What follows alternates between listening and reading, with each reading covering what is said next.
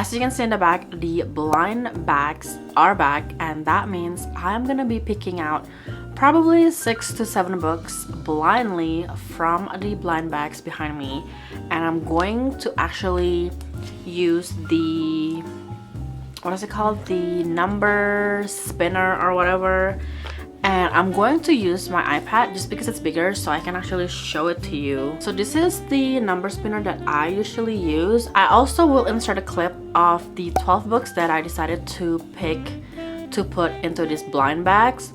There is one that I'm actually switching. I think I put Crying in H Mart by Gabrielle Zahner in one of the bags, and I switched it to something else. I kind of forgot what it was. I do want to continue the Finley Donovan series, but because the second book that I have is hardcover, it is so obvious when I set up the bag that this book is in one of the bags. So I actually put in the third book in the bag. So if I choose that, that means I'm reading the second book in the Finley Donovan series. So let's get started with the spinning because I feel like it's already been 2 minutes. I usually don't do this long of a intro, but anyways, I hope you can see that. But I'm gonna just spin it. It is number 5. Okay. Oh, okay, this is the book that I actually switched Crying in H Mart for, the Pumpkin Spice Cafe. I know that this is book 1 on the series. I don't remember what it's called, but this book was so popular whenever this book came out, probably a couple years ago or so, maybe even last year. I don't remember when this book came out. 2024. Oh my gosh, there's already 5 or 6 books out, I believe, in this series. So Lori Gilmore has been writing. But anyways, this is the first book that we're gonna put as our November TBR. I'm actually super excited to read it. I know not a lot of people like this first book, but I feel like if I want to get into this series, I definitely need to read the first book first, and I feel like this is in time with the fall weather. I'm gonna try and read it in the beginning of November before I hit the holiday time, you know, in December or late November. So let's spin for the next one.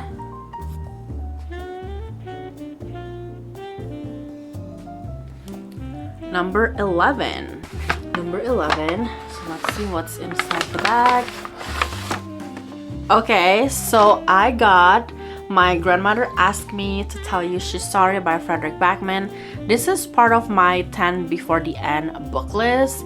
I love Frederick Backman's book, A Man Called Ove, that I read like many years ago.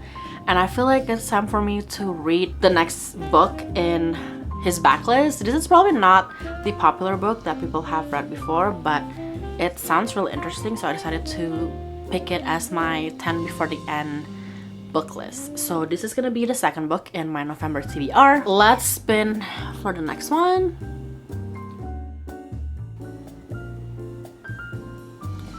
Okay, number 5 again. I'm gonna spin it because we obviously already picked number 5. Number 12. Number 12, so let's see what is the book.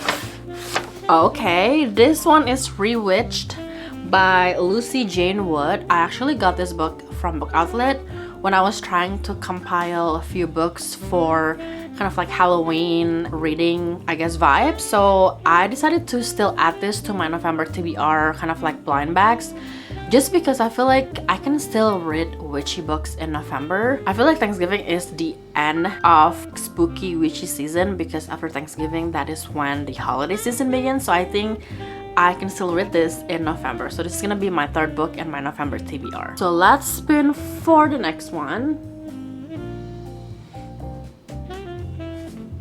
Number 9. Number 9 is right here. Let's see what's inside the bag. Oh, cool. It's The Bright Test by Helen Hong. I decided to add this into my November blind bags because I want to continue on the Kiss Quotient series, I believe. And I don't remember if I add this into my 10 Before the End book list, but I definitely love the first book, even though it's a little bit awkward to read the interaction between the main characters. But the story itself is just really touching, and I cannot wait to read the second book in the series. So let's spin again for the next number. Number 1. So this is number 1, and the book is The Heart Check by Emily Charlotte. Oh, I didn't know that this kind of like messed up on the bottom. Anyways, I actually got this arc, I believe, from Simon Teen, which I'm a part of their influencer program, and they've been sending so many great arcs in the last few months, and this is one of them, and I cannot wait to read this book as well. I decided to pick it for my November TBR poll, I guess, because this one is coming out in November and I can't wait. This one is gonna be my 5th book for the November TBR. So let's spin for the next book.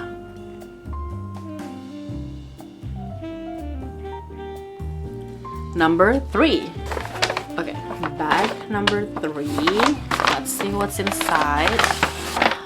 Okay, so this is what I'm talking about. This is actually the Finlay Donovan book number 3, I believe. I put this because it's in paperback in the back, but I'm actually gonna be reading the second book, which is Finlay Donovan Knocks Them Dead, and I'm so excited, super excited to read this book. Okay, just for fun, I'm gonna just spin one more time because I don't know, 7 I think is a better number than 6. So let's do one more spin. What is that? Number 3? Wait, I just picked that, right? Yeah, I did. So let's spin again.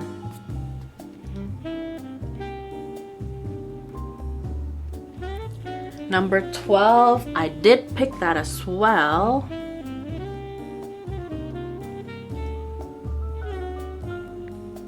Number 9. I did that too. Okay.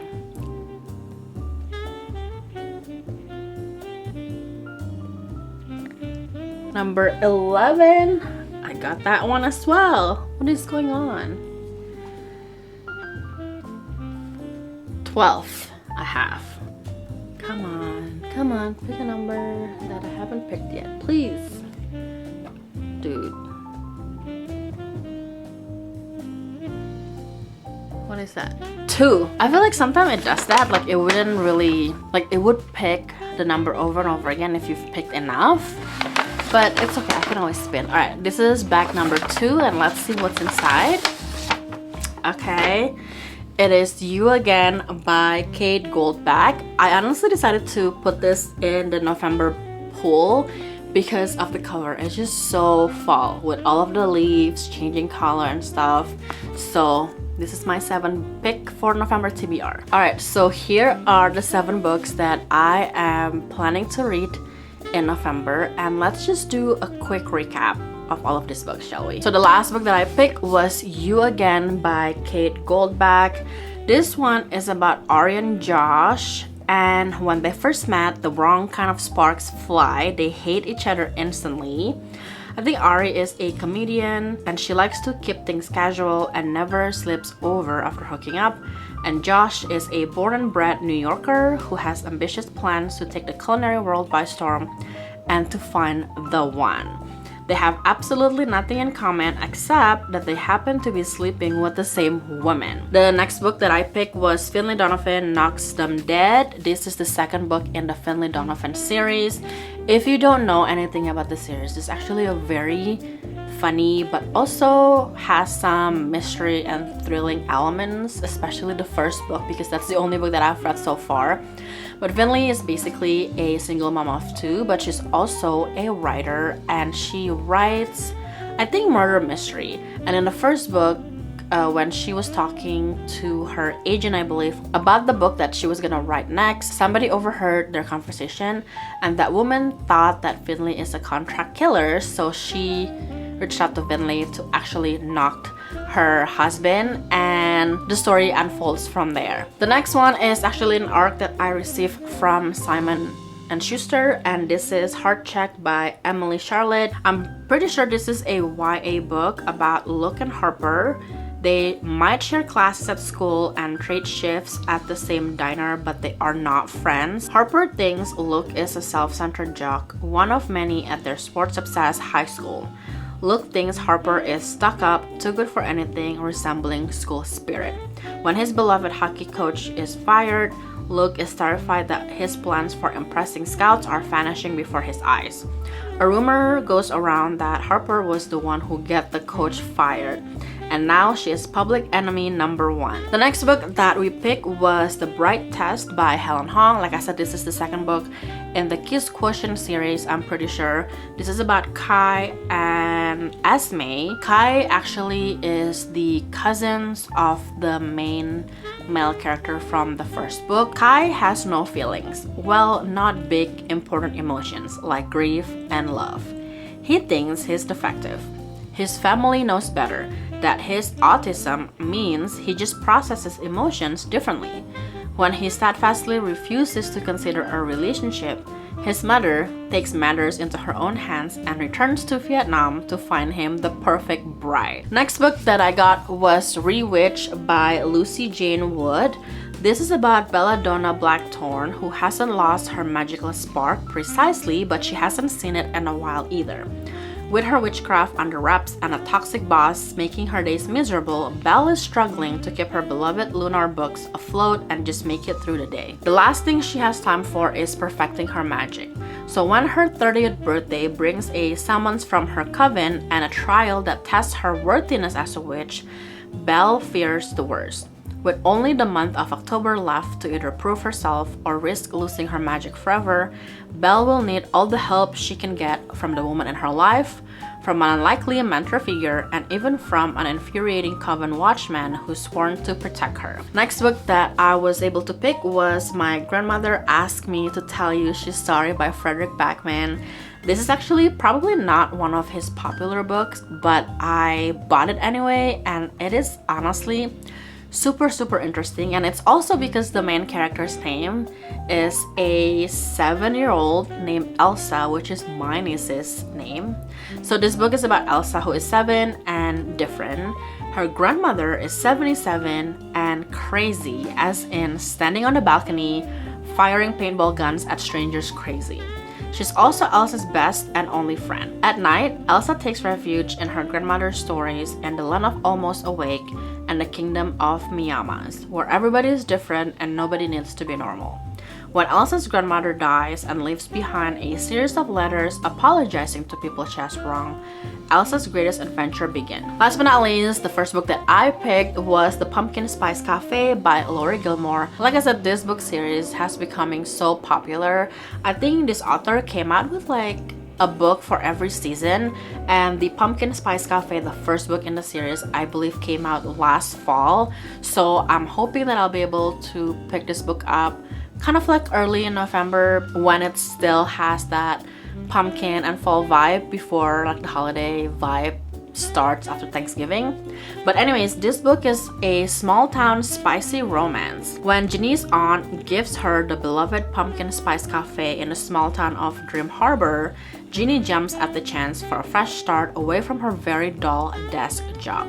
Logan is a local farmer who avoids Dream Harbor's gossip at all costs, but Jeannie's arrival disrupts Logan's routine and he wants nothing to do with the irritatingly upbeat new girl, except that he finds himself inexplicably drawn to her. And you know what, just for fun, let's see what are the other books that I didn't pick, because honestly I kind of forget about them already. Number 6 is Farah Wong's Unsolicited Advice for Murderers by Jessica Sutanto. This is the first book in the series. Number 10, we have The Honeycrisp Orchard Inn. This is actually another arc that I was able to win, I think, in a giveaway from Avon. Back number 4, we have Hot Hex Boyfriend by Carly Bloom. This is again one of my witchy paranormal romance that I wanted to read between October and November. Inside back number 8, we got Falling Like Leaves by Misty Wilson, I believe. This one again is another arc that I was able to get from Simon & Schuster, part of the Simontin influencer program. Alright, last but not least, like in number 7, we have The Husbands by Holly Gramazio. I decided to add like a general fiction book in the pool of books that I wanted to pick for my November TBR, because I have a bunch of general fiction books that I still need to read.